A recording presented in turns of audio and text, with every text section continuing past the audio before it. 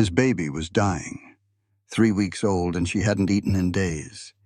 Ethan sat in that frozen cabin, holding his daughter Clara against his chest, listening to her cries grow weaker and weaker. His wife, Catherine, was buried on the hillside. The blizzard had sealed them inside for 4 days, and he had nothing to feed his starving child. He had tried everything: sugar water, broth. Nothing worked. When a baby stops screaming and starts whimpering, it means they're giving up, and Clara had stopped screaming hours ago. "Please," he whispered into the storm. "I'll do anything. Just don't take her from me, too." Then he heard it. 3 sharp knocks on his cabin door. A woman stood in the blinding snow, half frozen, carrying a basket. Inside that basket was goat's milk, the one thing that could save his daughter's life. She walked out of a blizzard like an answer to a prayer. But staying might cost her everything, including her reputation, her career, and her heart. The lesson: sometimes help arrives in the most unexpected ways. When you're at the end of your rope, don't give up, because the miracle you need might be just one knock away. And sometimes the life you never planned becomes the greatest gift you'll ever receive. If you believe in second chances and the power of showing up for someone in their darkest hour, leave a comment below. Subscribe and hit that bell, because stories like this remind us that love can be rebuilt from the ashes. That cabin was just a lonely spot he'd built with his own 2 hands 3 years back. It was supposed to be a place full of promise, a place to raise a family. Now, it just felt like a cold, empty tomb. Ethan sat by the hearth, holding his daughter Clara, feeling all thumbs. She was just so tiny. A man forgets how fragile a newborn is, how a fella's rough hands don't seem right holding them. She was hungry, had been for what felt like days. The snow had been falling for 4 days straight, sealing them inside. The drifts were already chest high. The closest neighbor was 6 miles down a road that was buried deep under all that white. The town of Bentwood was 12 miles the other way. He'd tried everything. He gave her warm sugar water from a rag, drop by drop. She took a little, but it wasn't nearly enough. He even boiled some dried deer meat into a thin broth for her. She just choked and sputtered, her little face turning red. His wife, Catherine, she would have known just what to do. But Catherine was gone. That thought hit him like a mule kick every single time, knocking the wind right out of him.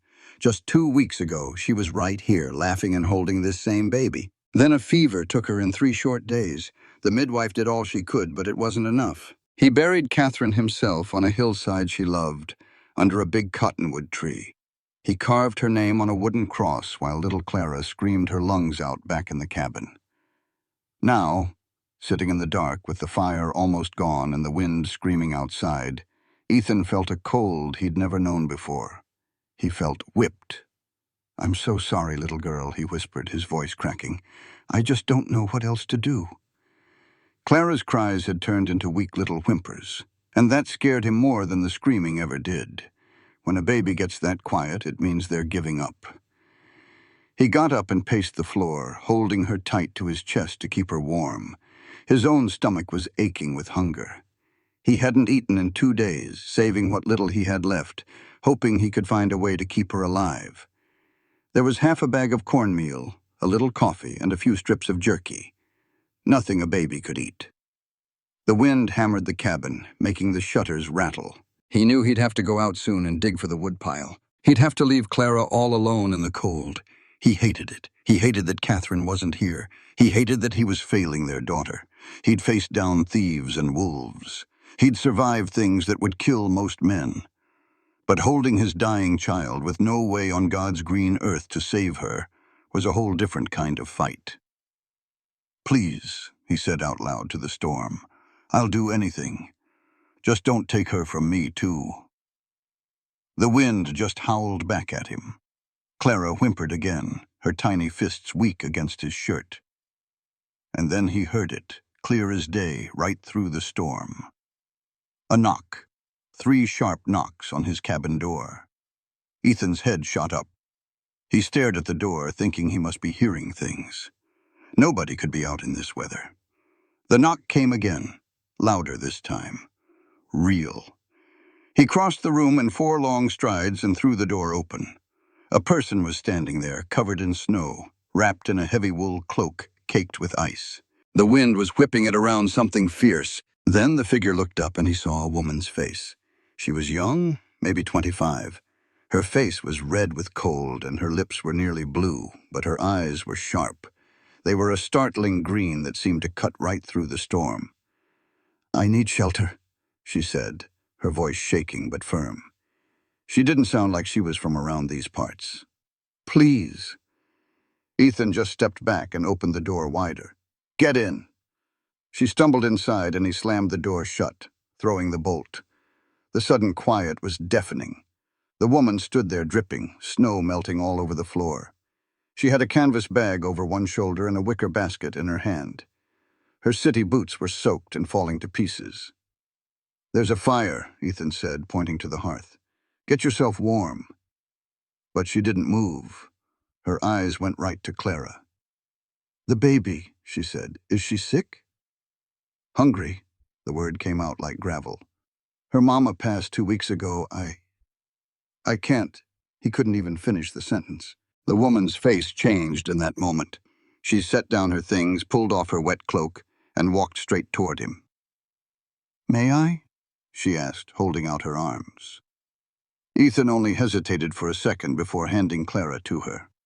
The woman held the baby like she'd been doing it her whole life. It surprised him. She looked around the cabin, at the dying fire and the empty shelves. "How long since she's eaten?" she asked. "Hours," Ethan said. "I tried sugar water, but it ain't enough." "No, it wouldn't be," she said, her voice soft now. "She's weak, but she's a fighter." She carried Clara over to the table and then went to her wicker basket. From inside, she pulled out a bundle wrapped in cloth, a jar, and a small cup. "I have goat's milk," she said, unwrapping a clean glass bottle. "It's not the best thing, but it'll keep her alive." Ethan just stared. "How in the world?" "I was at the Miller farm about 5 miles west. Their goat had kids, so they had extra." She poured a little milk into the cup, then dipped a clean rag in it. "When the storm got bad, I tried to get to town. I didn't make it, obviously." She gently brought the soaked rag to Clara's lips. A few drops trickled into the baby's mouth. Clara's little eyes fluttered open. She made a soft noise, and then her mouth started working, pulling in the milk. The woman smiled, a real warm smile. "There we go, sweetheart." Ethan felt something inside his chest just break wide open. The relief was so strong it nearly buckled his knees. He sank down into his chair, his legs feeling like jelly. The woman kept feeding Clara, patient and steady. After a few minutes, Clara was quiet, just making soft little suckling sounds. Her color was already coming back. "She'll need to eat a little bit pretty often," the woman said without looking up. "Every 2 hours or so for the first day." "We?" Ethan asked. She finally looked at him, raising an eyebrow. "Well, I'm not going anywhere in this storm, and you clearly need some help." It wasn't an offer. It was a fact. And for the first time in days, Ethan Cole just nodded. "Thank you." "Let's hold off on the thank yous. We've got work to do." Margaret looked around the small cabin. "First, we get this fire going strong. Then we boil water. Anything that touches her needs to be clean. You got cloths for diapers?" He froze. "Catherine made some." The name stuck in his throat. Her face softened just a bit.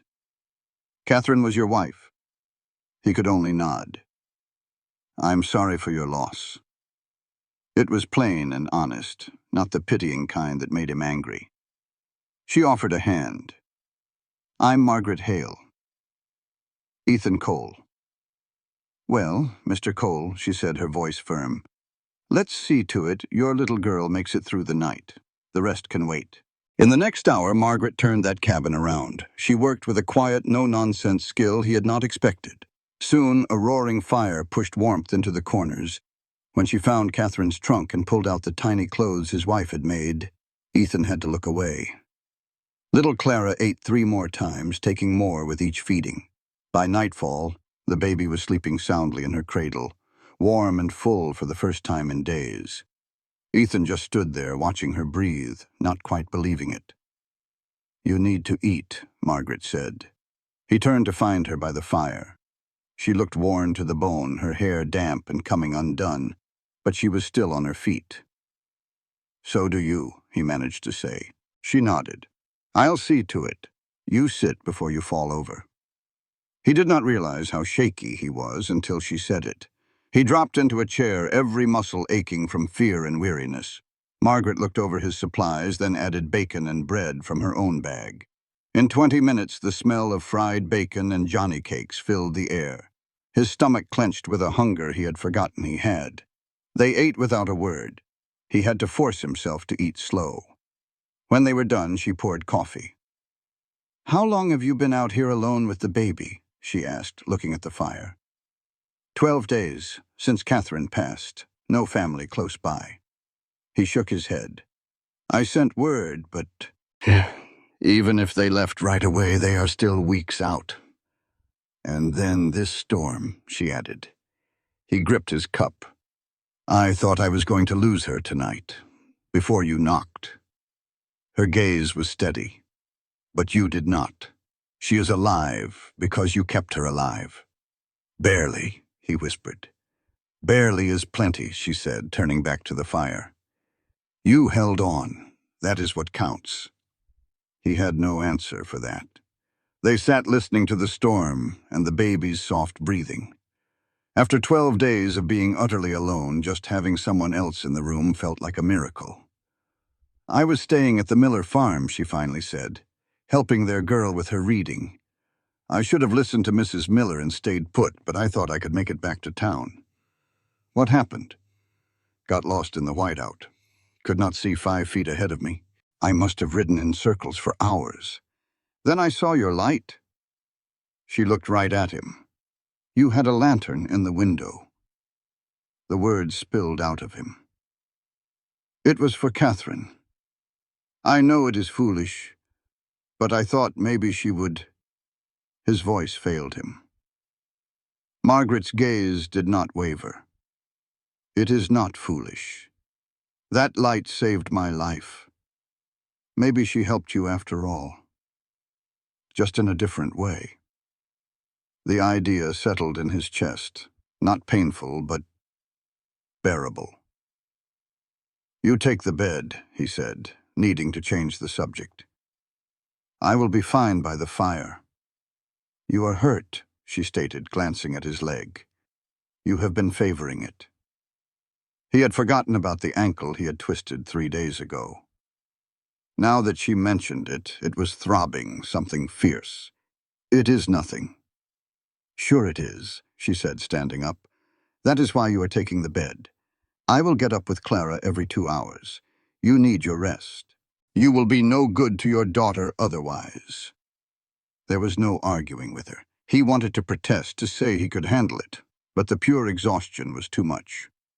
The thought of real sleep was a siren's call. "All right," he said. Margaret just nodded. "Good. Now go on." The bedsheet still smelled of Catherine's lavender soap. Lying there in the dark, the grief hit him hard, a familiar, heavy weight. But tonight, something else was there underneath it all. Hope. Clara was safe. She was going to see the sunrise. For the first time, he believed she would see many, many more. He was not a man who believed in fate or preacher's talk, but he believed in what happened tonight. Sometimes, when you're at the end of your rope, help just shows up. It knocks on your door in the middle of a blizzard. He heard the gentle creak of the rocking chair as Margaret settled in for the night, humming a soft tune. Ethan closed his eyes, and for the first time in 2 weeks, he truly slept. He woke to Clara's crying. Not a weak whimper, but a strong, healthy demand for breakfast. The sound was a pure relief. It was nearly dawn. He limped out to the main room to see Margaret already there, sitting in the rocker and patiently feeding his daughter. Ethan woke up to a cabin that felt different. He saw Margaret in the dim light, and she gave him a weary smile, saying, "Morning. Your little girl sure does have a strong set of lungs." He ran a hand through his hair. "She gets that from her mother." He felt a pang of guilt, seeing how he'd slept a solid 8 hours while this stranger kept watch. "I should have been up helping." Margaret, a schoolteacher through and through, just shook her head. "You needed sleep. I'm not about to argue the point." He couldn't help but crack a small smile. "I reckon you're good at winning those." After Clara was fed and burped, Margaret gently laid her back in the cradle. Looking at the window, she said, "Looks like this storm is letting up. You'll probably be able to travel in a day or two." A cold knot formed in Ethan's gut. Of course she'd leave. She had a life to get back to. She'd done an incredible kindness for a stranger, and now it was over. That's just how the world worked. "Right," he managed to say. "Of course." Margaret turned, her gaze steady. "Let's just get through today. Tomorrow will take care of itself." And they did. A quiet rhythm filled the small cabin. Margaret tended to Clara every 2 hours, carefully rationing the milk she'd brought. In between, she brought a sense of order to the chaos his home had become. She never asked. She just saw what needed doing and did it. Ethan handled the heavy work. He dug out the woodpile from under the new snow and checked on his horse and the milk cow in the barn.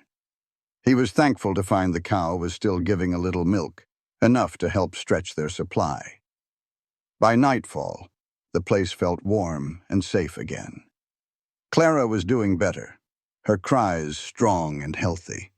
The cabin was clean, there was wood by the fire, and for the first time in 2 weeks, Ethan didn't feel like he was completely alone and drowning. They ate a quiet dinner of venison stew.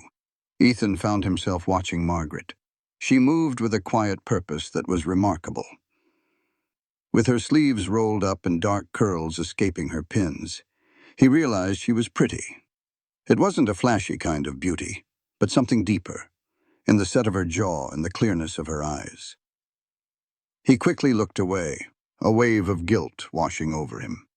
It had only been 2 weeks since he'd buried Catherine. He had no right to be noticing another woman. "Tell me about Catherine," Margaret said, her voice soft but clear. Ethan looked up, surprised. "What?" "Your wife," she said gently. "It's plain to see you loved her. And she was ready for this baby with all the clothes she made. I'd like to know a little about the woman she was." No one had asked him that. Folks offered their sympathies, then hurried on, afraid of his grief. "She was from Ohio," he began, his voice a bit rough.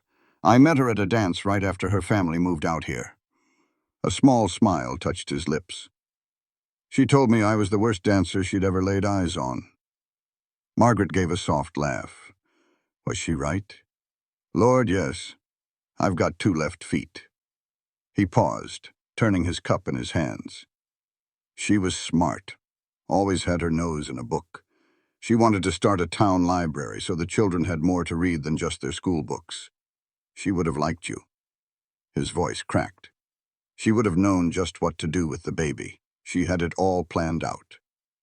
"But she didn't plan on leaving," Margaret said quietly. "None of us ever do. And she left behind a man who is doing the best he can in a terrible situation. That's not failure, Mr. Cole. That's love." Ethan had to turn away, his eyes burning. They sat in silence for a while, the only sounds being the fire and Clara's soft breathing. "What about you?" he finally asked. "How's a schoolteacher from back east wind up in Wyoming territory?" Margaret smiled. "A mix of adventure and pure stubbornness. My father had a banker all picked out for me back in Boston. I wanted a life, not just a comfortable arrangement, so I answered an ad to teach out west." "Your family must have been proud." Her smile soured just a little. "My mother wept for a week. My father said I was throwing my life away. They're still waiting for me to come home with my tail between my legs." "Will you?" he asked. "No," she said with a certainty that left no room for doubt. I like it here. There's an honesty to this land. Folks are who they are because they have to be. Ethan nodded. That's true enough, though I could do without these blizzards. You're welcome to stay as long as you need to, he said, his ankle throbbing as he stood. Thank you, Mr. Cole, that's kind. It's Ethan, he said. Mr. Cole sounds like my old man. Then you'd best call me Margaret. She stood and gathered their plates. Now go rest that ankle. I'll take the next feeding with Clara. He started to protest, but he was dead tired and his ankle was screaming at him. You need to sleep too, he said. I'll rest when she rests, she replied firmly. We have a system. Don't go upsetting it. He knew she was right. Still, accepting help felt like admitting he'd failed somehow. Margaret's voice softened. Ethan, it's all right to let someone help you. There's no shame in it. He looked at this woman, this stranger who had walked out of a storm and saved not just his daughter, but him too. She looked at him with understanding, not pity. All right, he said. Thank you. That night, for the first time since Catherine was gone, Ethan felt a sense of gratitude. He wasn't alone in this fight. Even if it was just for one more night, that was more than enough. But the next morning, the storm was back, meaner than before.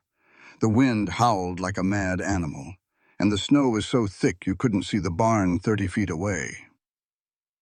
Margaret was already up with Clara, looking bone-tired. Dark circles shadowed her eyes. She'd been up all night again, and a fresh wave of guilt hit him.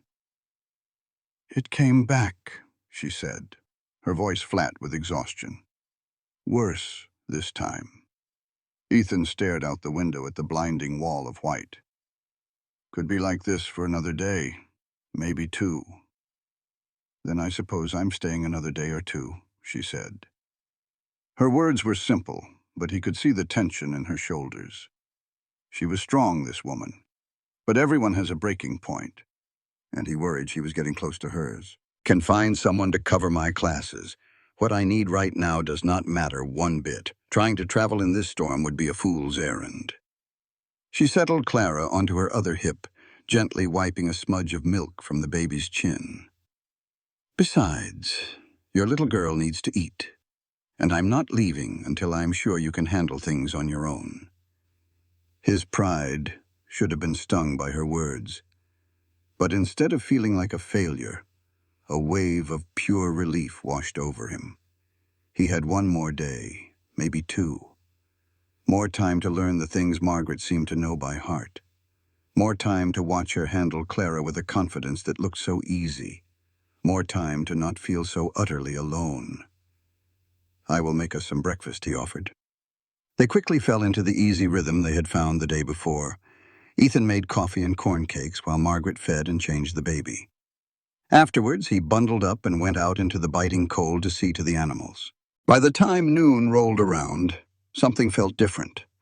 Margaret was quiet, and she moved like every step was a chore. She stood up too fast from laying Clara in her cradle and swayed, grabbing the table to steady herself. Ethan was by her side in an instant. What is wrong? Nothing, I just got up too quick. But her face was pale as a sheet, and he could feel her trembling.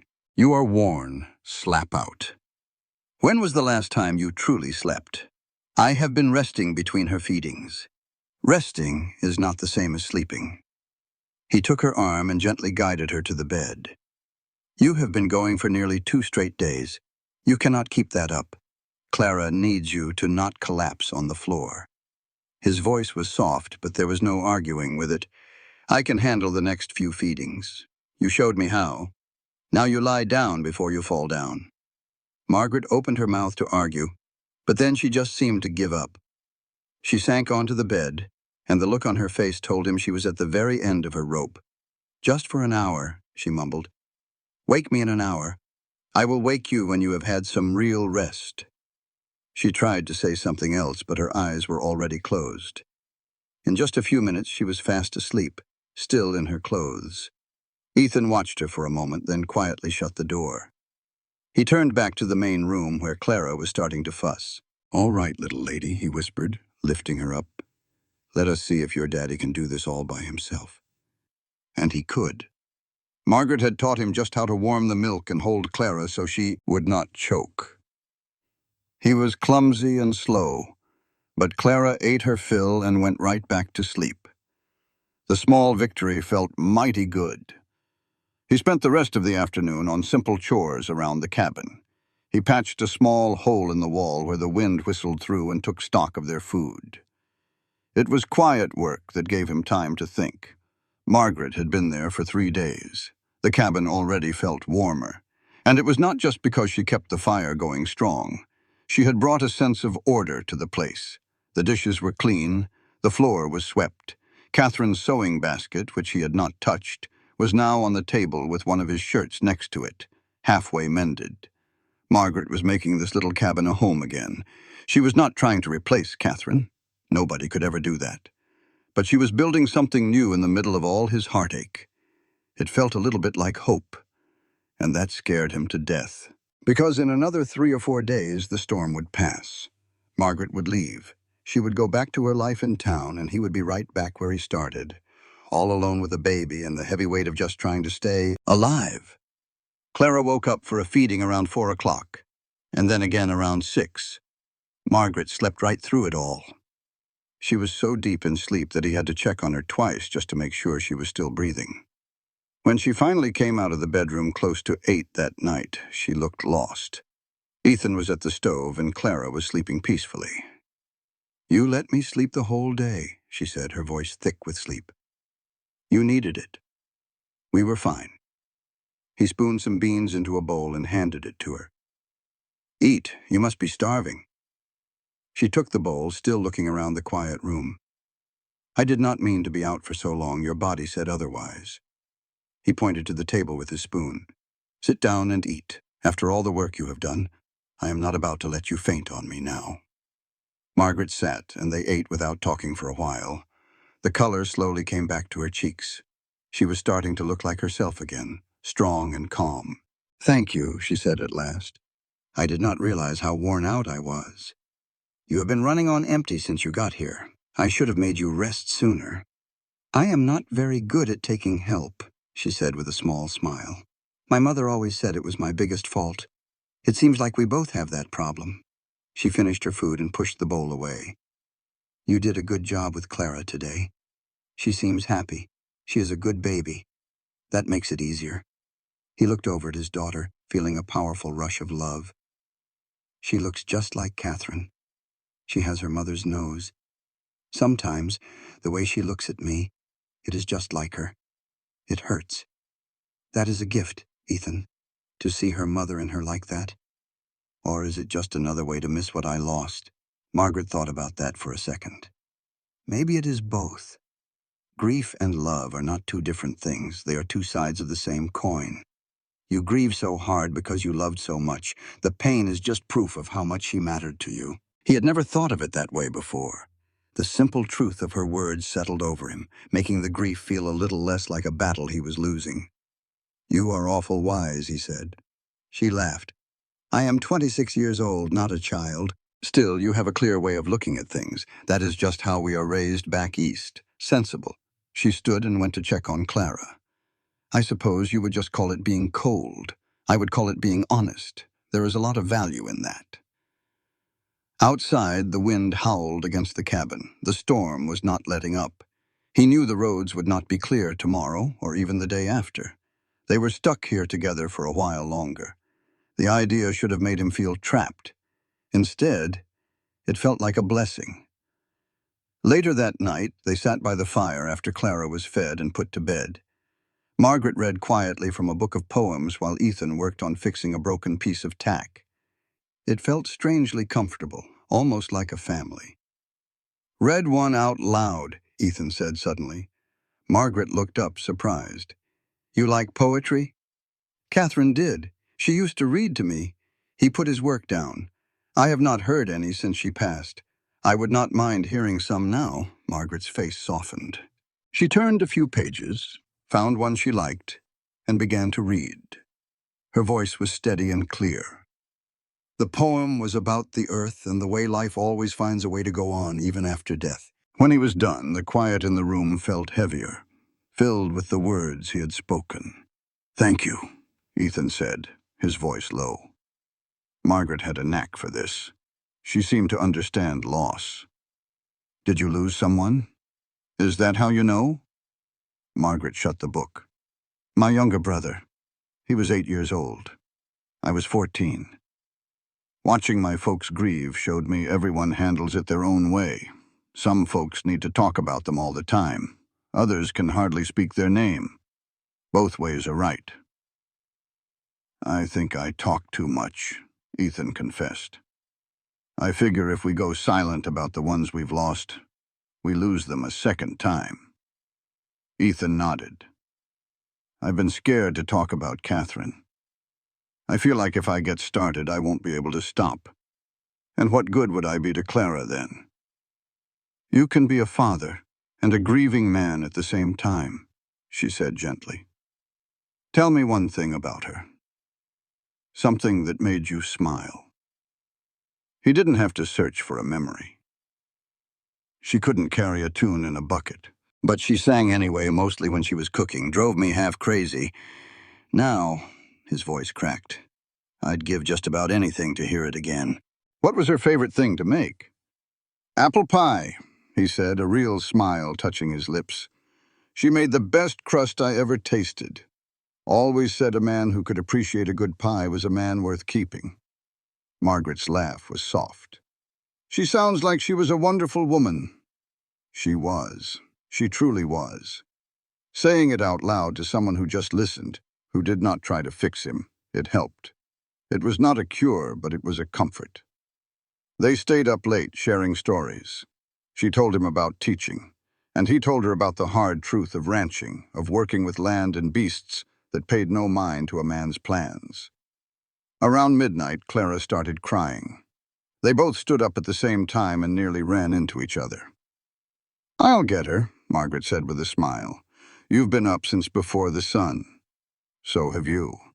"Yes, but I think she likes my singing better than yours." "That's because I haven't sung to her at all," he admitted. "Exactly," she teased. "You are a wise man, Ethan Cole." He watched as she calmed Clara with a low hum. The fire crackled, casting a warm glow on the small cabin. Outside, the storm raged on, but in here it felt safe. Ethan realized this was what he had been missing. It was not just the help. It was the company, another soul to share the quiet burden of just being. He had forgotten how truly lonesome he was, until Margaret showed up. The next morning, the storm was even worse. The cold was so deep it painted the windows with thick frost. "Well," Margaret said, looking outside, "we are not going anywhere today either. I am sorry." "Don't you go apologizing for the weather. You can't control it any more than I can." She moved to the stove and started making coffee. "Besides, there is plenty to do. When was the last time you took stock of your supplies?" "I have not since Catherine took sick." "Then that is what we will do today," she declared. "We need to know what we have and how to make it stretch until spring." She was right, of course. He had been living one day at a time, grabbing whatever was handy. Now, watching her move with a quiet purpose, he saw how close he had come to ruin. They spent the morning counting every last thing. Margaret wrote it all down in a little notebook. Flour, about 12 pounds. Cornmeal, 8. Coffee, almost gone. Sugar, none. Plenty of salt, at least. The milk cow was not giving much, and the chickens had stopped laying in the bitter cold. "It is not a good picture," Margaret said, looking over her lists. "But we can manage if we are smart. We will have to ration what we have." "We," Ethan repeated the word. She looked up, and for a second her expression changed. "It is just a figure of speech. Once I get back to town..." "Town, you have to manage all this by yourself." But the way she said it, it sounded less like she was leaving, and more like she was planning to stay a while. That afternoon, while the storm howled and Clara slept, Margaret showed Ethan how to handle the feedings. She taught him how to warm the milk just right and how to clean everything properly. You cannot just depend on me being here, she said, showing him the right way to hold the bottle. You need to be able to do this on your own. It was practical, but it felt like she truly cared. Margaret was not just helping him through the storm. She was teaching him how to be the father Clara needed long after she was gone. By that evening, Ethan could get through a whole feeding by himself. It was not perfect, but it was good enough. There, Margaret said as Clara settled down. Now I can leave without worrying that you two will starve. She said it with a smile, but her voice cracked a little. Ethan really looked at her then.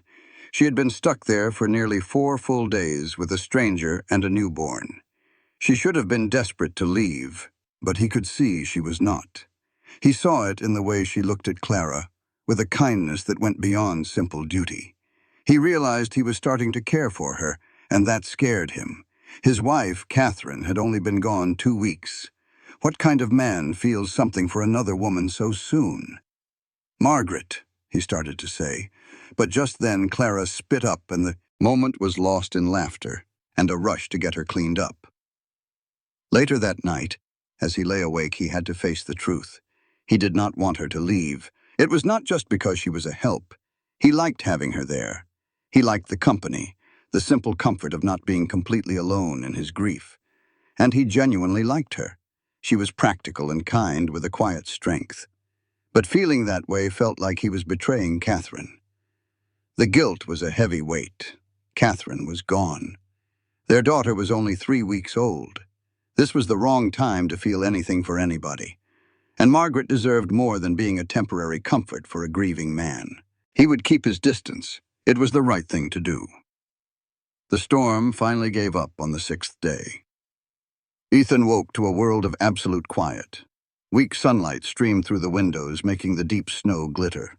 Margaret was already awake, looking out the window. "It's clearing up," she said. "The road will be a mess, but maybe by tomorrow I could get through." "Probably," he said, standing beside her.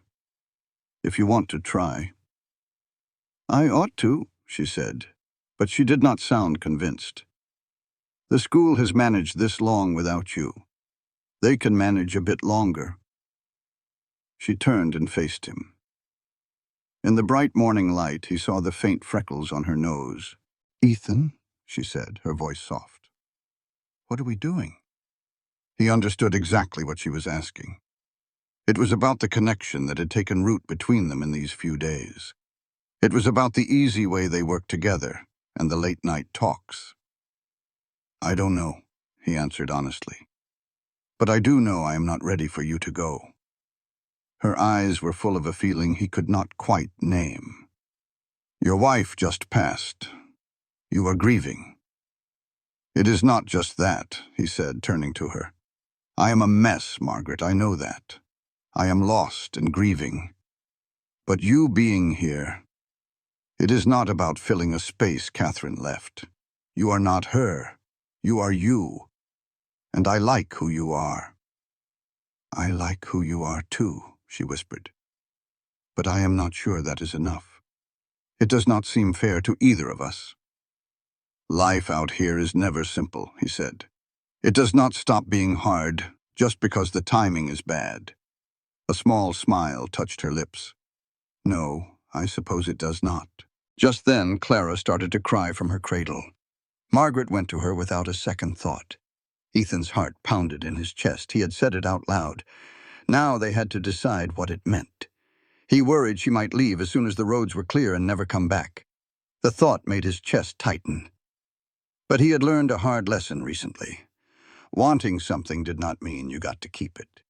He just had to hope this time would be different. Margaret did not leave the next day. The roads are still too bad, she reasoned. It would be foolish to try. Ethan did not argue, though they both knew she could have found a way to town if she really wanted to go. Instead, they settled into a routine that felt a lot like a life. He did the hard work outdoors, and she managed the house and cared for Clara. They worked together easily, falling into a natural rhythm. In the evenings, they would sit by the fire and talk.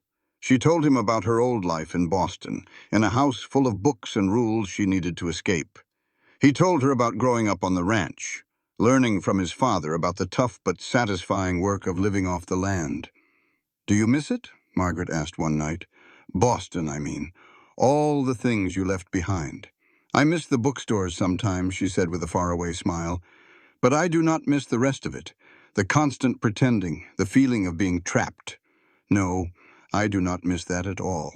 "That must have taken a whole lot of courage." "Or just plain stubbornness," she replied, pulling her shawl tighter. "My mother thinks I am wasting my life teaching farm children how to read. She wrote me a letter saying I should be married to a man with money, hosting parties." "And what did you tell her?" "I told her that I am contributing. I said that education is more important than parties. And I said those farm children deserve a chance just as much as any city kid." Her jaw was set. She has not written back. Ethan couldn't help but smile. I reckon that conversation did not go how she planned. "My mother and I don't see eye to eye on much," Margaret said, her gaze softening as she looked at him. "What about you? Does your family approve of your choices?" "My brother thinks I'm a fool for staying here after Catherine died. He wrote me, said I should sell this ranch, take Clara back to Colorado so he and his wife could help raise her right." Ethan shook his head. "But this is Clara's home. Catherine is buried on that hill. Everything we built together is right here. I am not walking away from that just because things got hard." "Hard? No, you would not." She said it with a sureness that warmed his chest. "You are not the kind of man who leaves. How can you be so sure? We have only known each other a little over a week. I'm a good judge of people. It is a skill you pick up from teaching. You learn to see who folks really are." She tilted her head, giving him a good look. "You are loyal, Ethan Cole. Maybe too loyal. You see things through no matter the cost. It is one of your best qualities. You say that like there are bad ones. Oh, there are plenty. You are stubborn as a mule. You never ask for help even when you are drowning. And you carry around your guilt like it is some kind of prize." But she said it all softly, without an ounce of judgment. "Still, the good in you far outweighs the bad." He did not know how to answer that, so he changed the topic to her students. Her whole face lit up when she talked about them. She spoke of a shy girl who finally found her voice, and a boy who was clumsy with words but a wonder with numbers. She mentioned a teenager who dreamed of being a lawyer, though his family needed him on the farm. "That is what I love about it," Margaret said, her eyes shining. "Watching a person realize they are more than they ever thought. Seeing that light go on in their eyes. It is better than anything I ever had back in Boston. It was better than any high society achievement my mother cared about." Ethan knew that feeling. He had felt it with his ranch, back before Catherine got sick. That deep-down satisfaction of building something with your own two hands. He had lost that feeling in the storm of grief. But listening to Margaret, he remembered that a man could find his purpose again, even after loss. On the 10th day after Margaret showed up, Clara smiled for the very first time. It was late in the morning. Margaret was changing the baby while Ethan washed the breakfast plates. She was talking to Clara in that gentle, steady voice of hers, telling the baby every little thing she was doing. "There we go, sweet girl, all clean now. Does that not feel better? Now let us put you in this beautiful gown your mama made. See this stitching? Your mama had such a talent with a needle. You will learn all about her as you get bigger. All the things that made her so special." And Clara, who had been staring up at Margaret's face, just smiled. It was a real smile, a true flash of joy that changed her whole tiny face. Margaret gasped, "Ethan, come quick." He was by her side in 3 long steps, leaning over to see. Clara's smile was gone, but when she saw her daddy, she did it again. It was a wobbly, uncertain little smile that was there and gone in a second. Ethan felt his throat tighten. She smiled. She really smiled. Margaret was beaming. "Oh, Clara, you clever little thing. That is just wonderful." She scooped the baby up and held her close. Ethan reached out to touch his daughter's cheek. His hand brushed against Margaret's shoulder, and for a long moment, neither of them pulled away. They stood there, huddled over Clara, sharing a moment that should have belonged to Catherine. The thought brought a sharp pain, but gratitude followed right behind it. He was thankful Margaret was there to see it, thankful he was not alone. Catherine would have been so proud, Margaret whispered, like she could read his mind. Her little girl is thriving, Ethan. You did that. You kept her safe until I could get here. Together, we got her here. That means something. He just nodded, unable to speak. Margaret shifted, turning to face him with Clara nestled between them. In that quiet moment, they felt less like a widower and his helper, and more like something new, something that did not have a name yet. A vulnerable look crossed Margaret's face. I should leave soon. The weather has cleared up and I'm running out of excuses. Do you want to leave? That is not the question. The question is whether it is fair for me to stay. She looked down at Clara. I have been here nearly 2 weeks, Ethan. Folks in town are going to start talking. About you, about me, and about what it means for me to be living out here with you. To heck with my reputation. The words came out stronger than he meant. You saved my daughter's life. Anyone who has a problem with that can come talk to me. It is not that simple, and you know it. Why not? Why does everything have to be so complicated? He moved so he could see her face. You want the truth? I do not want you to go. Not just because I need help with Clara, and not just because it makes things easier. I like having you here. I like talking with you. I like the man I am when you are around. If that is selfish, then I reckon I am selfish. Margaret's breath hitched. Your wife just passed, and I miss her every single day. I will probably miss her for the rest of my days. But she is gone, Margaret, and I am still here. Clara is still here, and we need... He stopped, trying to find the right words. I'm not asking you to replace her. I'm not even asking you to stay for good. I'm just asking you not to leave yet, not until you truly want to go. And if I do not want to go, then do not. They just looked at each other over the baby's head. The only sounds were Clara's soft breathing and the crackling fire. Margaret's eyes were shiny with tears she refused to let fall. This is crazy, she whispered. Just plain crazy. People will talk. Let them talk. My mother will be horrified. She already thinks you are wasting your life out here. Might as well give her something real to be upset about. Margaret let out a watery laugh that was half a sob. Has anyone ever told you that you are terrible at courting a woman? Catherine told me all the time. He managed a small smile. But she married me anyway. She must have been a very patient woman. Or just as stubborn as me. He reached up and touched her cheek. Stay, please. At least stay through the winter. Help me learn how to be a father. And let us just see.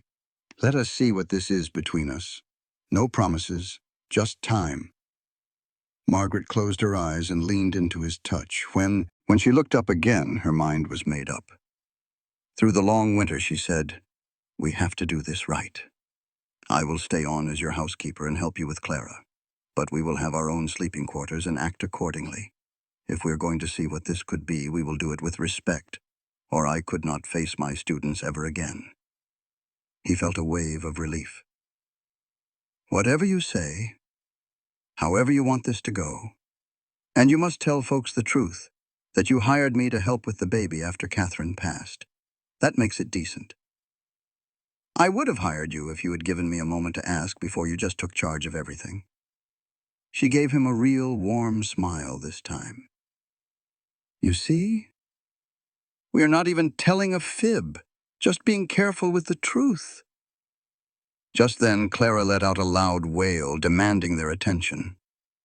They both turned to her, and the strange feeling between them melted away into the familiar tasks of caring for a baby.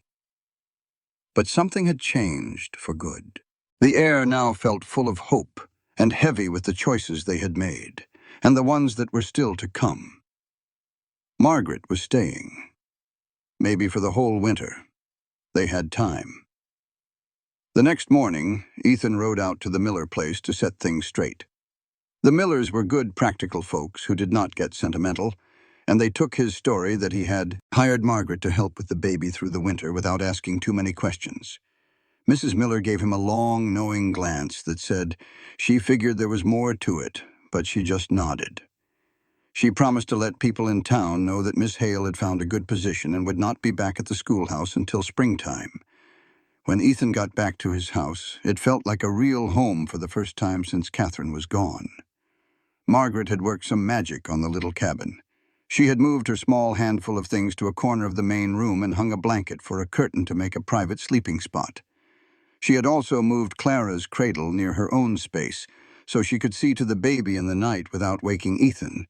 It was all set up to be as proper as possible while still making sense.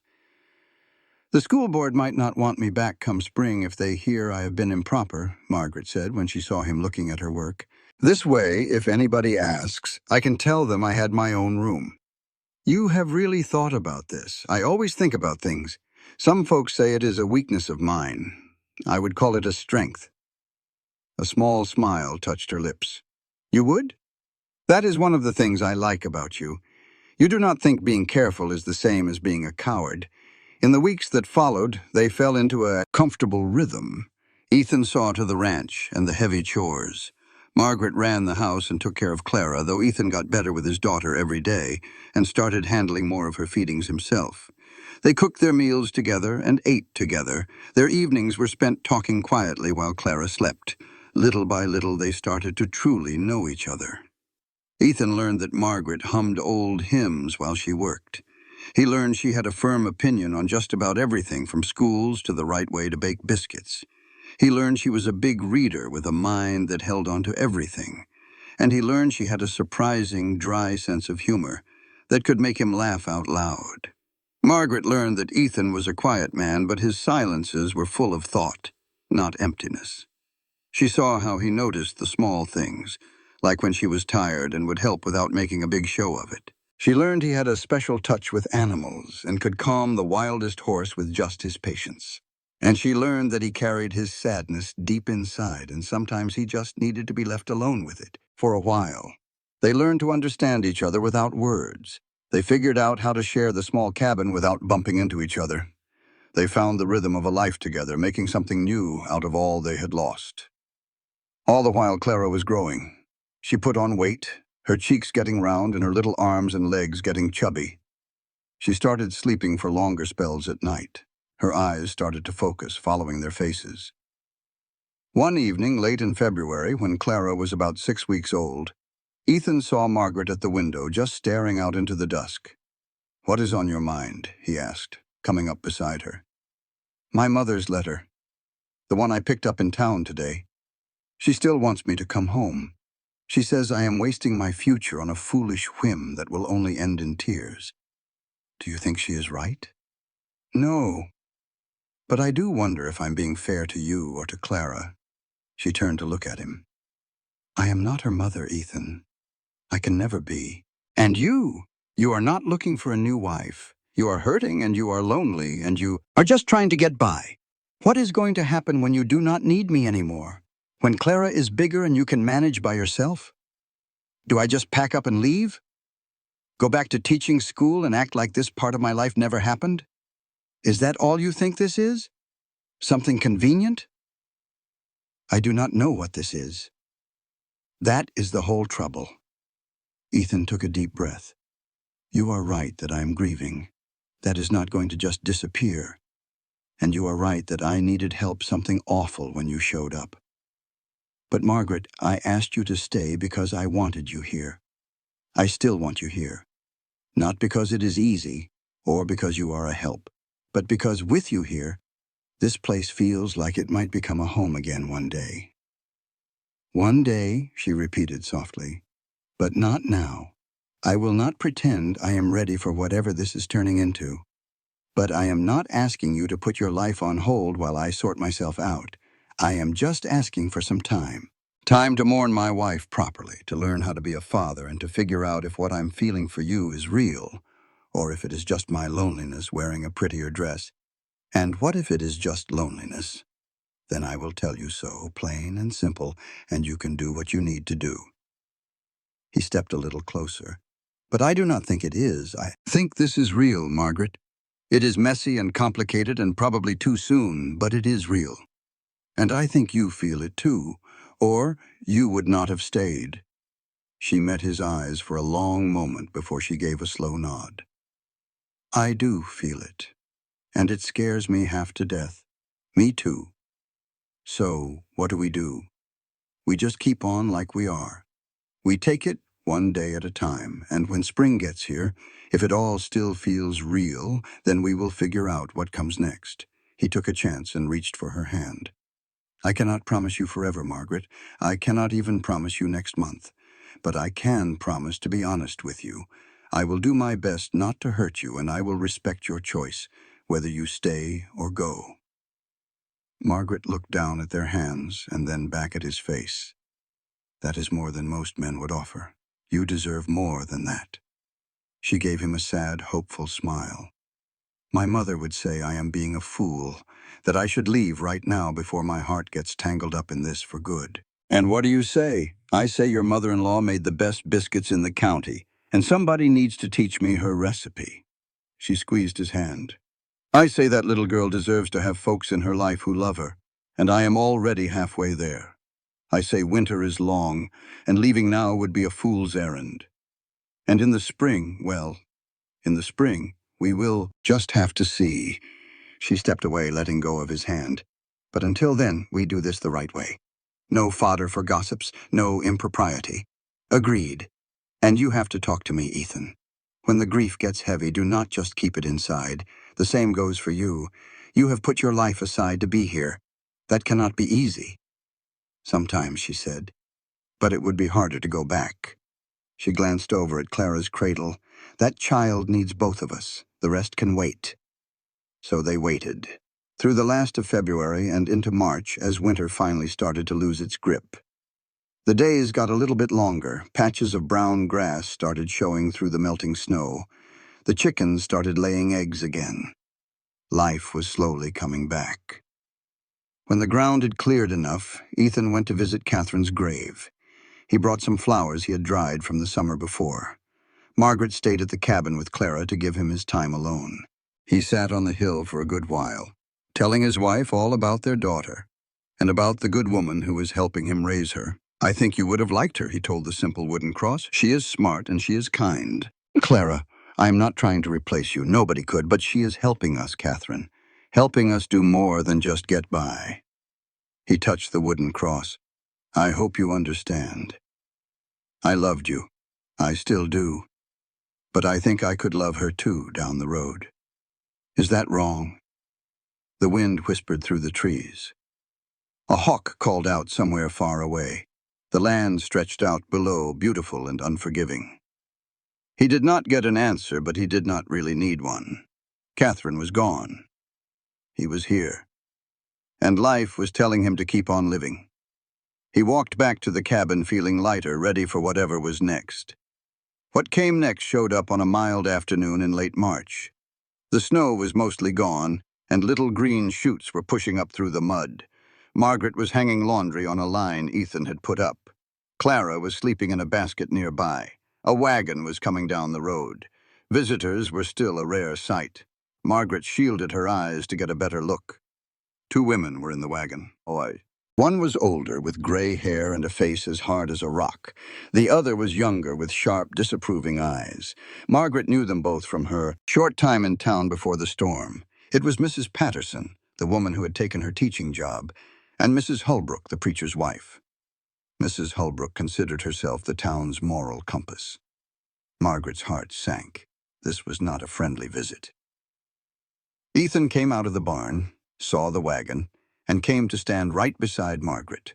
His jaw was set tight. The protective way he stood there made her heart ache, even as she worried about what was coming. The wagon stopped. Mrs. Holbrook climbed down, moving quickly for a woman her age. Mrs. Patterson followed her, looking more worried than angry. "Miss Hale," Mrs. Holbrook called out across the yard. "We need to have a word." "Mrs. Holbrook, Mrs. Patterson?" Margaret kept her voice steady. "What brings you all the way out here?" "I believe you know," Mrs. Holbrook said. Her eyes scanned the cabin, the laundry line, and Margaret's simple work dress. "We have heard some very disturbing things about your situation." My situation is that I am working as a nursemaid and a housekeeper. There is nothing disturbing about that. For a single woman to live alone with a widower is highly improper. Mrs. Holbrook stood up as tall as she could. The school board has serious concerns about your moral fitness to teach our children, Margaret. Margaret felt Ethan stiffen up beside her, but she put a hand on his arm to quiet him. This was her fight to fight. I am not living in that house with Mr. Cole. I have my own room, and we keep a respectable distance. I am caring for a baby who would have perished without help. If the school board thinks saving a child's life is wrong, well, then maybe I'm not fit to teach their children. Mrs. Patterson looked pained. Margaret, nobody is questioning your heart, but you have to see how this looks. A young, unmarried woman in a man's home for months. 3 months, Margaret cut in. For 3 months, I've done honest work for fair pay. I've kept a baby healthy and helped a grieving father learn to raise his own daughter. If someone wants to find scandal in that, the problem is with their dirty mind, not with me. It is not your behavior, Mrs. Holbrook said. It is the appearance of it all. In a town like this, a good name is everything, and yours, Miss Hale, is now in question, living in sin with a man you are not married to. The words just hung there in the air. Ethan stepped up, his voice low and full of warning. You had best watch your mouth when you speak to Miss Hale. She has done nothing wrong, and I suggest you remember that before you say something you can't take back. Mrs. Holbrook's eyes narrowed. Are you telling me nothing improper has happened? I am telling you what happens in my home is my own business. But since you are so concerned with the truth, here it is plain. Miss Hale has been a godsend. She has acted with complete decency, and she has worked harder than anyone could ask. If any of y'all want to make something ugly out of her kindness, you will have to answer to me. Mr. Cole, please, Mrs. Patterson pleaded, but Mrs. Holbrook spoke right over her. Your defense just makes it look worse. A man and a woman, all alone for months, and we are just supposed to believe nothing happened? The whole town is talking. Because we are raising a child together, Margaret said sharply. Clara needs a steady hand. We give her that. If folks see something wicked in 2 adults working together for a baby, then their minds are smaller than I reckoned. That sharp tongue of yours will not help you, Miss Hale. Margaret's temper flared. You came here with gossip, not facts. You have attacked my good name and Mr. Cole's, all based on how things might look. I expected better from a minister's wife. Mrs. Holbrook's face turned red. I came to offer you a way out of this mess. To suggest you move back to town before you ruin your name for good. And abandon Clara and Mr. Cole? There are other women who could help. Then where were they when Clara was starving? Ethan's voice cut like a knife. Miss Hale showed up in a blizzard and saved my daughter's life. If that costs her your good opinion, then your opinion is not worth having. My morals are just fine, Margaret said, her voice firm, unless helping others is now a sin. That is not what I mean, Mrs. Patterson said, a hint of kindness in her eyes. But if you want to keep teaching, you have to think about how this looks. I am done caring how things look to other people, Margaret declared, and she knew it was true. This is exactly the kind of judgment I came west to escape. If doing the right thing means small-minded folks disapprove, then that is a price I will gladly pay. Mrs. Holbrook's mouth drew into a tight line. Then you are a fool, throwing away your future for a man who is not even courting you. He is courting me. The words slipped out before Margaret could stop them. Not that it is any of your business, but Mr. Cole and I have an understanding. We are just waiting a proper time after his wife's passing. Ethan looked at her, stunned, but did not correct her. He reached out, took her hand, and held it tight. That is right, he said. I intend to marry Miss Hale when the time is right. She's Claire's nursemaid, and yes, we are courting with a chaperone. Claire is always with us. I have honored my wife's memory, and there is nothing improper going on here. Mrs. Patterson's face softened just a bit. Why did you not tell us that? An engagement changes the whole picture. It is a private matter, Margaret said. We did not feel we owed anyone an explanation. Mrs. Holbrook was not buying it. A story you two cooked up to save your hides. Believe what you want, Ethan said. But Miss Hale is going to be my wife. If that is not good enough for you, then I suggest you get off my land before I get real angry. The threat in his voice was plain as day. Mrs. Holbrook puffed up, ready for another round, but Mrs. Patterson stopped her. "We should go. We have said what we came to say." She gave Margaret a look that was almost kind. "I sure hope you know what you're getting into, dear." They left, and Mrs. Holbrook's angry words faded as they drove off. Margaret and Ethan watched the wagon disappear. Then they turned and looked right at each other. "We just told them we are engaged," Margaret said. "Except we are not," Ethan replied. "No, but now the whole town is fixing to think we are." "Probably." Margaret felt a wave of panic. "This is a complete disaster, is it?" Ethan was still holding her hand, his thumb making little circles on her skin. "Seems to me we just fixed one problem. Ethan, we said we were getting married. What happens when I leave in the spring like we planned? Do you still want to leave?" That question stopped her right in her tracks. Did she? 3 months ago, this was just a temporary stop. But now, with the sun on her face and Ethan's hand in hers, leaving felt like the hardest thing in the world. "I do not know," she said, her voice quiet. "I do not know what I want." "Well then," he said gently, "maybe it is time we figured it out." He led her to a bench by the cabin door, and they sat down, still holding hands. "Talk to me, Margaret. What do you really want?" She took a deep breath. "I want to keep on teaching. I am good at it, and those children need someone on their side. But I also want—" She paused. "I want this. You, Clara, the life we have made right here." She looked at him, her guard finally coming down. "I came out here to get away from my mother's plans, to prove I could stand on my own 2 feet. And I have. But somewhere along the way, I got tired of doing it all by myself. I started wanting to be part of a family. Yes, a family." She gave a little laugh. "That is probably what my mother wanted for me all along. Just not like this. Not with a rancher in Wyoming, not raising another woman's child, and not in a way that would make all the proper folks back home faint." "Would that bother you, making proper folks faint?" "It ought to. I was raised to care about my reputation. But no, it does not bother me nearly as much as the thought of leaving here does." "I loved Catherine," Ethan said, his voice thick with emotion. "I need you to understand that. She was my wife, and losing her nearly broke me for good." "I know," Margaret said softly. "I would never ask you to forget her."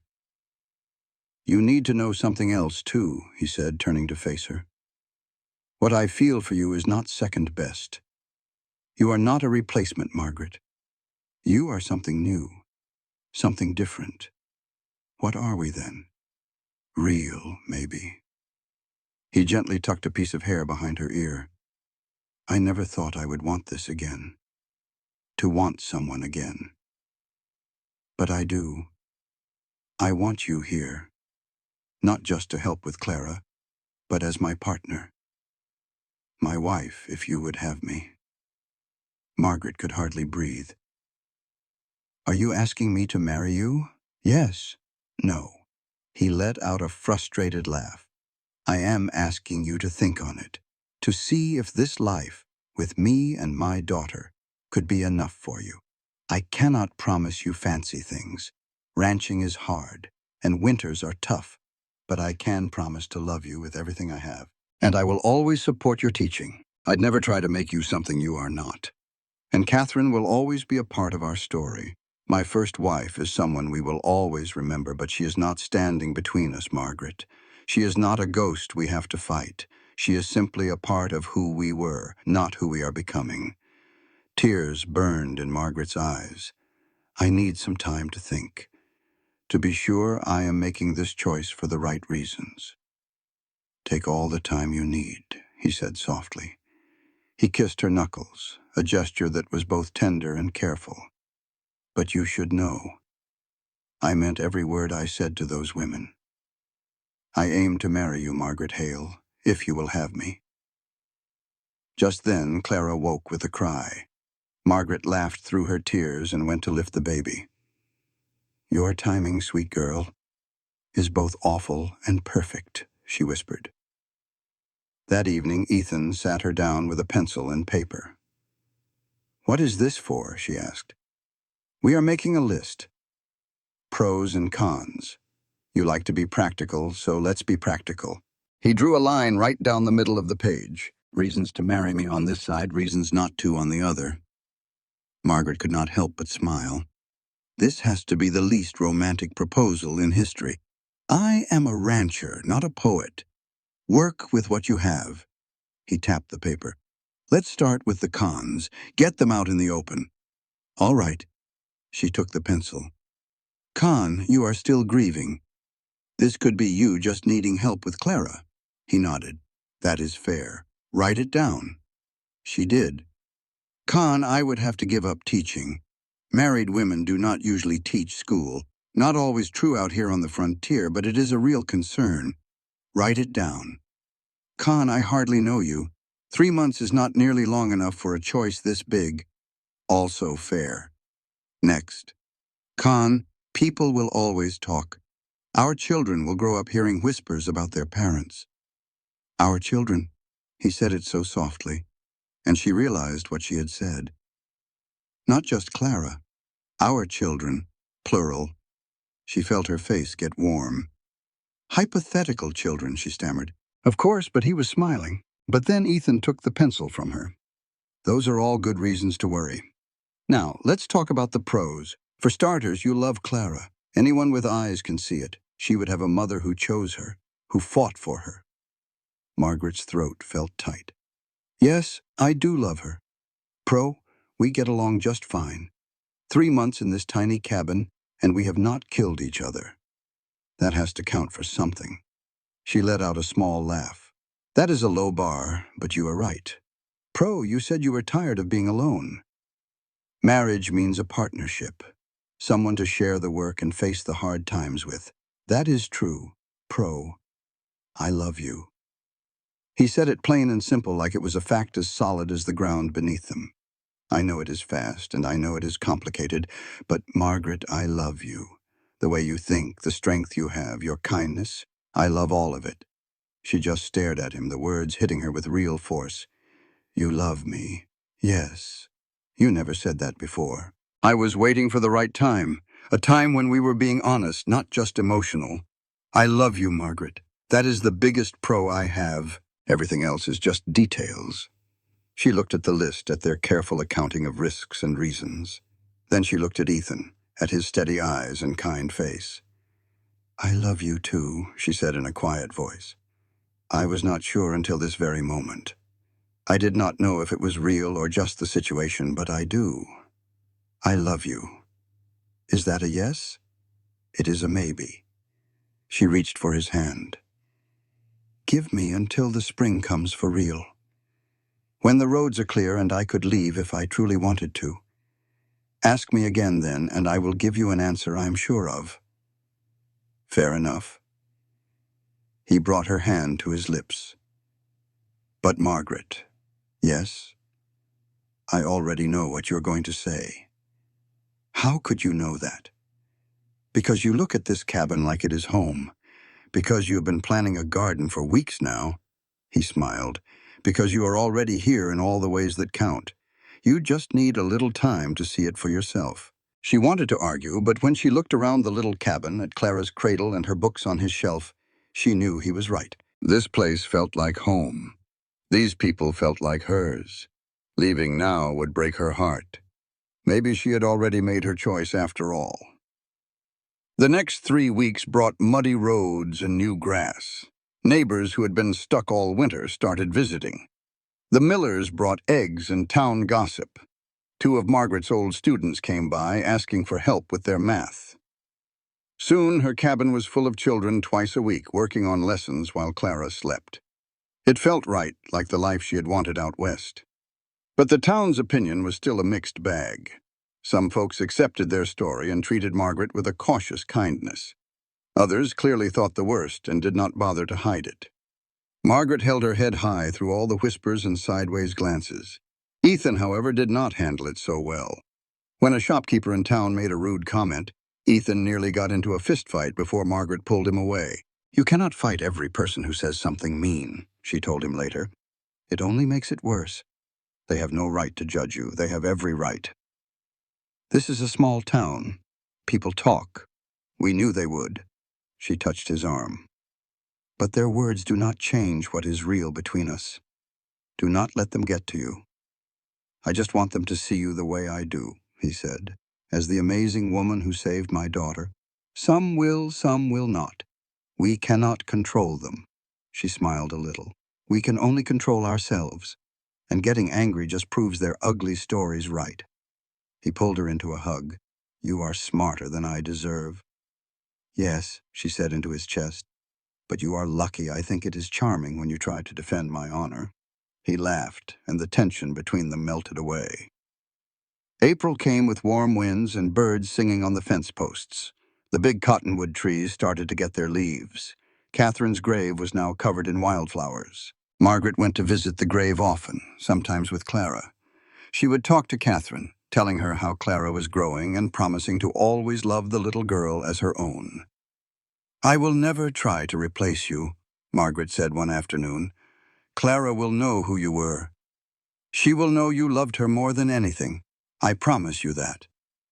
On a warm day in late April, 4 months after she first arrived, Ethan led her up a hill that overlooked their valley.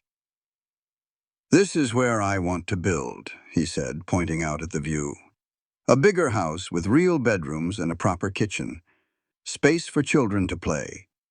He turned to her, his face open and honest. "The roads are clear now, Margaret. You could leave today if you wanted to. Go back to your old life, back to your independence. I am asking you to stay," he said, "to marry me and build this life with me." He pulled a small box from his pocket and opened it, showing a simple gold band. "It was my grandmother's. I want you to have it. I want everyone to know you are mine, and I am yours." Margaret looked at the ring, then at the man who had become her whole world. "Ask me right," she whispered. Ethan dropped to one knee. "Margaret Hale, will you marry me? Will you be my wife and Clara's mother? I love you more than words can say." She laughed through her tears and pulled him to his feet. "Yes, yes, I will marry you. I will be Clara's mother, and I will love you for the rest of my life." He slid the ring onto her finger. It was a perfect fit. He kissed her, a kiss full of promise, while the valley stretched out below them. It finally felt like home. They were married 3 weeks later. It was a simple Sunday morning service in May. The little church in Bentwood was filled with their closest friends. The Millers were there, and so was Mrs. Patterson. A few other neighbors came, deciding that love was more important than gossip. Margaret wore a pale blue dress she had made herself.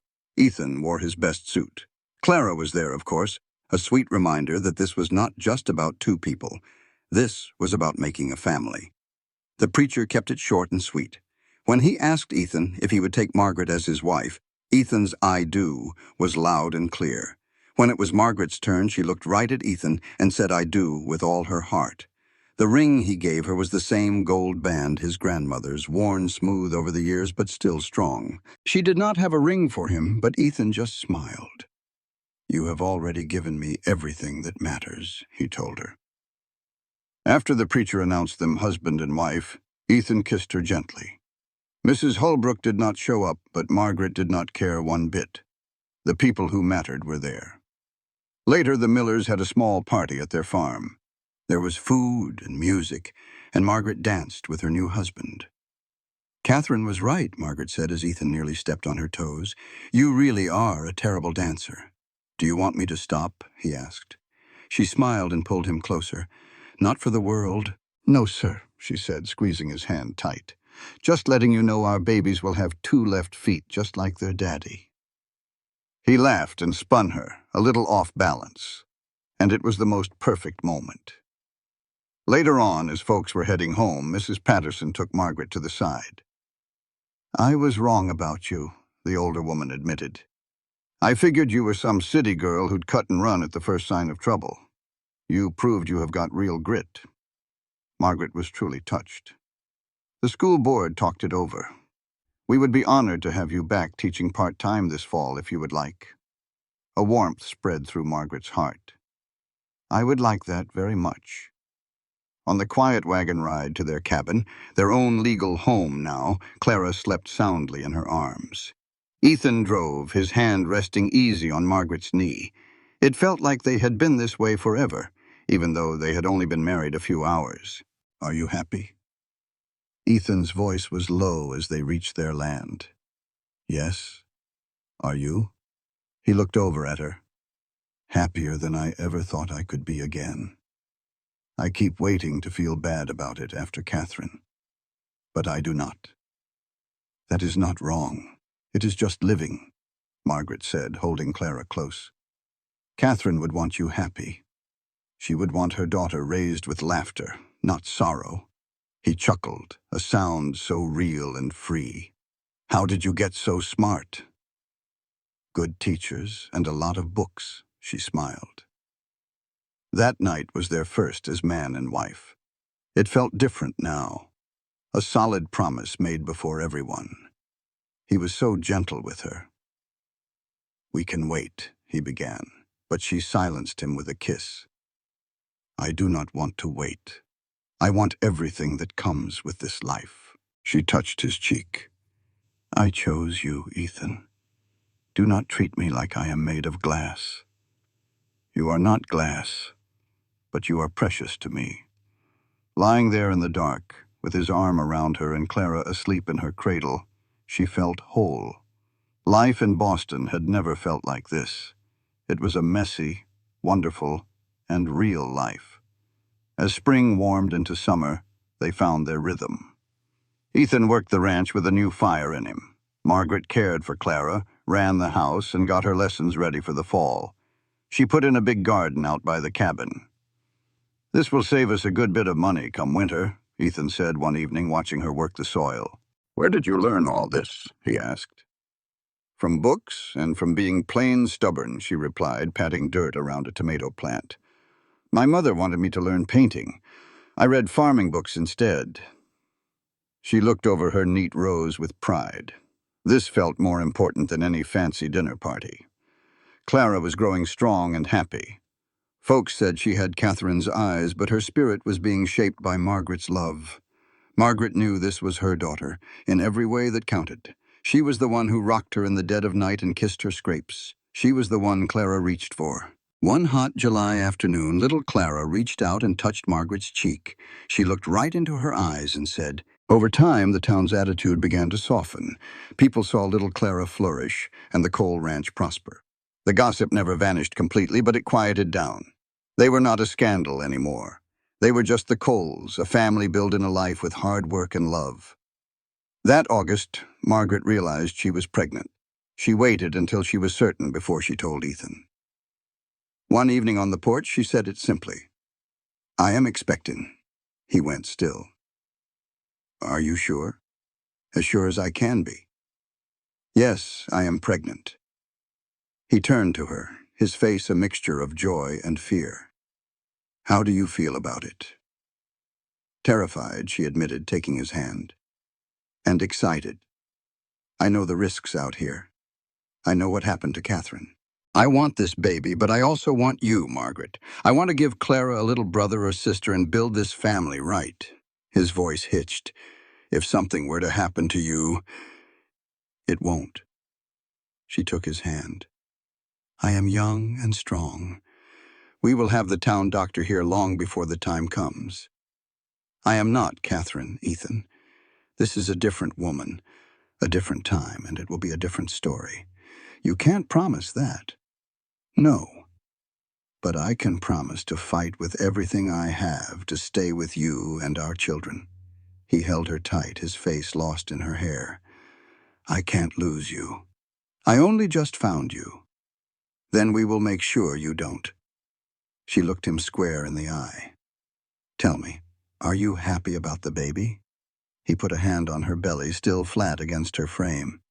Happy is not a big enough word. I am happy, and I am scared clear out of my wits. But mostly, I am happy. They sat in the fading light, making plans and facing down their fears, a team against the world. Word travels fast in a small town, and most folks were genuinely pleased for them. A few gossips whispered about how quickly the baby was coming, but those whispers died out soon enough. Anyone with eyes could see the love between Ethan and Margaret was the real deal. One morning, Mrs. Miller showed up with a basket full of baby clothes. "When your time comes, you'll want another woman there," she said, plain and simple. "Someone who has been through the birthing bed. I will come and stay for the last few weeks." Margaret's eyes welled up. "You would do that for us?" "Of course," she said, patting Margaret's hand. "Out here, we look after our own. You have been a blessing for Ethan and that sweet little Clara. Helping bring your baby into this world is the least I can do." As the fall months rolled in and Margaret began to show, she kept on teaching. Her students were curious, and she used it as a lesson. "Will it be painful?" one of the little girls asked. "I imagine so," Margaret answered honestly. "But a woman's body is made for this. It is a hard job, but a natural one." "Weren't you scared to get married and leave teaching?" another asked. "I did not leave teaching. I am right here." She smiled. "And yes, I was scared. Marriage is a huge step. But being scared of something does not mean you run from it. It means you walk toward it with your eyes wide open." "Do you miss living in Boston?" "Sometimes I miss the bookshops, but not the life I had there." She looked at the faces of those frontier children. "Back there, I could not be the person I truly am. Being myself right here is worth more than all the books in Boston." The students seemed to understand, and the lesson continued. In October, Ethan started on the new house, clearing land on a hilltop and laying the foundation. It would take years, building it piece by piece as they could afford it. Margaret would watch him work, one hand on her belly, dreaming of the family that would fill its rooms. 3 bedrooms to start, Ethan told her, showing her his drawings. One for us, one for the girls, and another for company or more babies down the line. It will take some time, but we will have a proper home. We have got all the time in the world, she told him. The first snows of November arrived. Clara, now 10 months old, was delighted by the cold white blanket covering the ground. That evening, the 3 of them sat by the fire, a picture of peace. Margaret held Clara in the rocking chair while Ethan worked on his house plans. She thought about how much her life had changed in just 1 year. A year ago, she was a school teacher, proud but alone.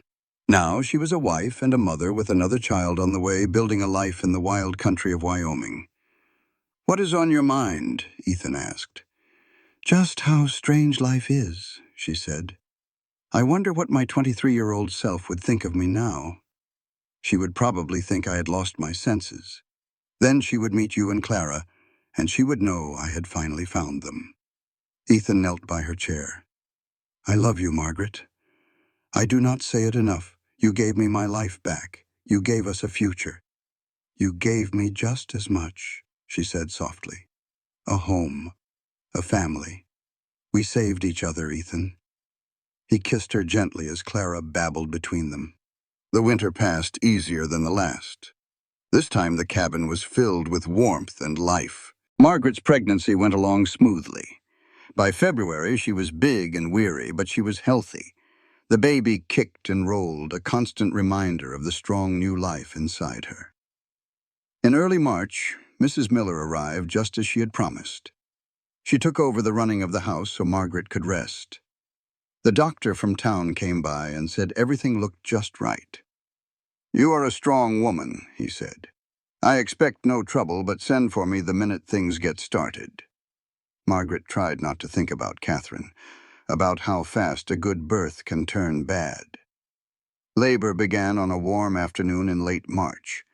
The pains were gentle at first, giving them time to send for the doctor. Ethan was a nervous wreck.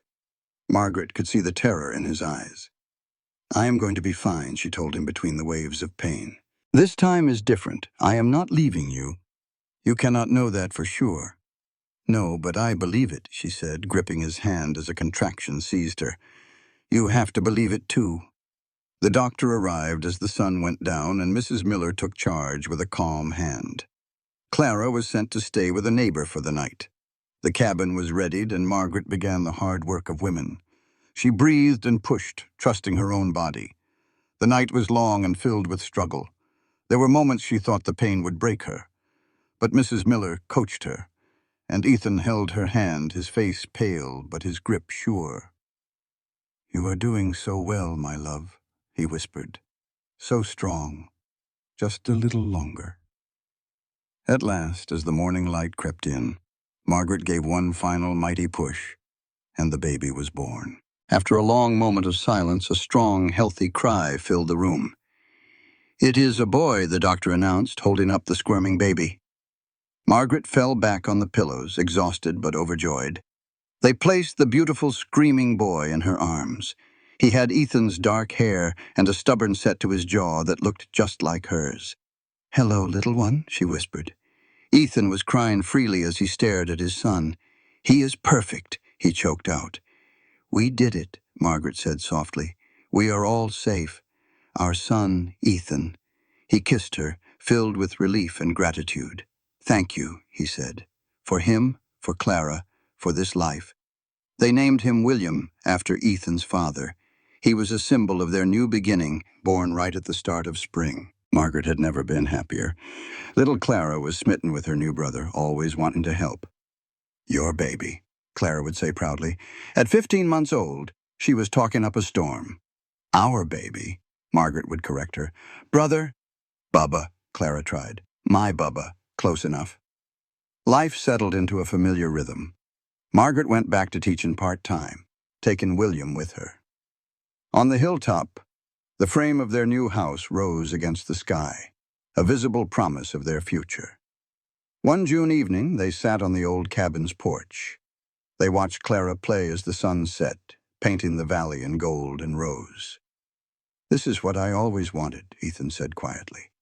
"Back when Catherine and I first came here. This is it. When I first came here, this is what I imagined. A family, a home, a life worth putting your back into. I thought it was all gone when she passed." Ethan looked down at the fire. "You did not lose it. It just took a different road than you thought it would." Margaret shifted little William in her arms. "Catherine is still a part of all this, you know. She is a part of our family. Clara will grow up hearing all about her, and she will know she was loved by two mothers. That is a special kind of gift. I used to feel a real pang of guilt about that. About you loving Clara, and about her calling you Mama. Like I was letting Catherine just fade away. She is not fading away. She is being remembered. There is a big difference." Margaret gave him a small smile. "Love does not get smaller when you share it, Ethan. It gets bigger. Clara having two mothers does not mean she loves one of us less. It means her life is filled with twice the love." "When did you get so smart about everything? I had a good teacher. You showed me how to remember yesterday while still building for tomorrow. That is not an easy thing to do, but you did it." He leaned over and kissed her forehead. "We did it together." As the sun went down, they gathered up the children and headed inside. They got Clara bathed and tucked into her bed. William had his last bottle and was settled in his cradle for the night. Afterward, Margaret and Ethan sat close by the fire. Her head rested on his shoulder, and his arm was wrapped tight around her. They talked about their plans for the weeks and years ahead. They were going to finish that new house. They were going to grow the ranch. They would raise their children with love and truth, teaching them that a family can be built in all sorts of ways. And every winter, when that first snow started to fall, they would take a moment to remember. They would remember the blizzard that pushed them together. And they would remember that sometimes a little help shows up in ways you would never expect. It can be a knock on the door in the middle of a storm. It can be a stranger who decides to stay. It can be two people, a little broken, who put each other back together by choosing love instead of fear. This life was built one day at a time, with hard work and an honest love, and we would do it all over again the exact same way. And Ethan, sitting right there beside her with some gray in his hair but a whole lot of love still in his eyes, would take her hand in his and nod. Every single day he would say, "I choose you every single day." That was their story, plain and simple. A man who lost his wife and a school teacher, brought together by a bad storm and held together by choice. It was not perfect, and it sure was not easy, but it was real. Their family was built from loss and hope. It was proof that you can get a second chance, even when things look their worst. It showed that love, if it is honest and brave enough to face any storm, can turn the coldest winter into the most beautiful spring. The old cabin was still standing even after they moved into the new house. They kept it as a reminder of where they got their start, and they spent the rest of their lives paying that kindness forward. That was the legacy they left behind. It was not about money or being important folk. It was about simple human decency, offered up to anyone who needed it. It was a light left burning in a window during the dark times. It was a knock on the door that was answered with a warm welcome. It was a reminder that nobody has to go through their hardest times all alone, and in the end, that was more than enough. This content was carefully researched, developed, and manually edited by our team to deliver meaningful stories with valuable life lessons. Every narrative is crafted to entertain, inspire, and empower our audience. We believe that great stories can change lives, and we are committed to bringing you content that matters. Thank you for being part of our community.